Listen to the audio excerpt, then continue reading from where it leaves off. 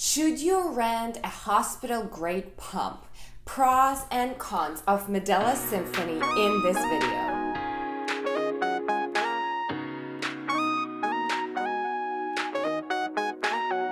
Hi mamas, welcome back to my channel. On this channel, you can find a lot of organizational videos on Toddler, Playroom, also activities that you can do with your little one, and a lot of reviews on books and toys. So if you're not a subscriber yet, consider subscribing. I'm going to cut the suspense right now and tell you that you should absolutely consider renting this hospital-grade pump. Medela Symphony is a top hospital recommended pump. It is in the hospital across all the United States, and I was fortunate enough to have it right after my birth, and I just could not take it home with me after that. Now, this is the review based on my experience and on the experiences of my friends, so here is the top 5 reasons why you should consider renting it. Number 1, it is simply more comfortable. If you're going to ask me, what do you mean more comfortable? I don't know. It's just more comfortable. You just feel it, that it's comfortable.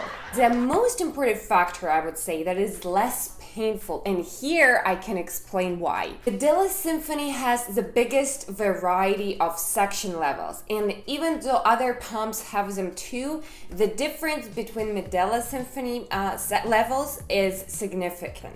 You can start from a very low to as high as it can possibly go, and in between that range is going to be significant too. You're going to feel the difference in suction with every little inch of you changing the program. It can stimulate milk production. I usually pump from 30 to 40 minutes. So when I'm there 20 minutes and I see that it's totally not enough, I know that I can be relaxed because in 10 minutes I will reach my 4 ounces each, or 150 milliliters, and I don't have to worry about it. So I kind of feel that after a 20-minute mark, the flow starts to come and I finally reach the amount that I usually have. I typically do not have this with other pumps, and I've tried a couple, including the hand pump, and I have Medela Instyle as well. So I feel like if you use this one, you definitely going to feel more milk coming in towards the end, which is good. Another thing I really like about Medela, that it turns off automatically. I know probably other pumps have this option too, but it is just very nice feature to have with Medela Symphony. You put the right regime, and it's a hospital recommended one, and you can rest assured that it's going to turn off automatically. Like Medela Instyle, I don't think that one turns off automatically. I have to turn it off myself. You can change pumping time on this machine, either have 15 minutes or 30 minutes, and it will turn off automatically, not depending on what regime you have. So if you put the 15 minutes, it will be done and off in 15 minutes. If you choose 30 minutes, it's gonna happen the same with that. Now, how do you actually rent a hospital-grade pump? The best way is to take it from a hospital you gave birth at, or ask them what hospital do they recommend for you to rent a pump.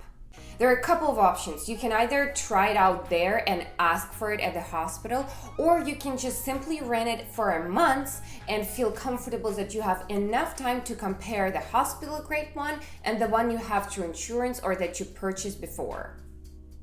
I don't think you really want to buy it because it retails for sometimes even more than $2,000, and unless you plan to have a big family with maybe 6 kids, I really would stick to just renting it. Now, I honestly, for an entire year, I have not had a problem with this pump, but I've heard that some people had experienced low suction, and for this, I can recommend 2 things. Number 1, condensation can really affect the suction level, so if you're experiencing this suction problem, make sure that there is no water in the tubes or there is no sweat in the tube. So what you do, you just turn the pump on and shake it all out until you kind of see the whole water coming out of it. That's number 1. And another thing that you can try is to just reattach the top parts on the pump and turn it back on. These things helped me a few times when I thought I was experiencing something like this. Another thing you always want to check is that your membranes, these white things that come in a pumping set, that they are attached the right way, and most importantly, that they don't have any holes inside. This is the price list that I have from my hospital scripts. So here you can see the total with tax. I have been renting it for 12 months. So for me, it would be $757. And if you just rent it for a month, it's just $90, or just 1 week for $28. It would be enough for you to understand whether you want to rent it or not, whether it makes a big difference for you or not that much. I actually have 2 pumping places.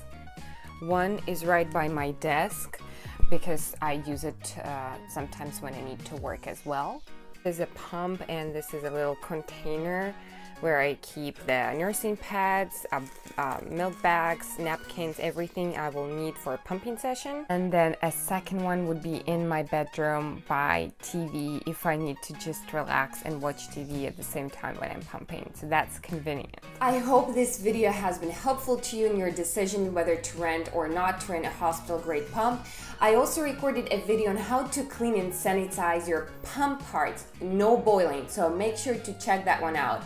And another video that can be helpful to you is what's in my pump bag. And being an organizational freak as I am, I try to have as all the things that I actually might need next to me. So I feel like this is the most complete video on what do you need to bring with you if you're pumping on the go. Thanks again for watching this video, and I will see you in my next video.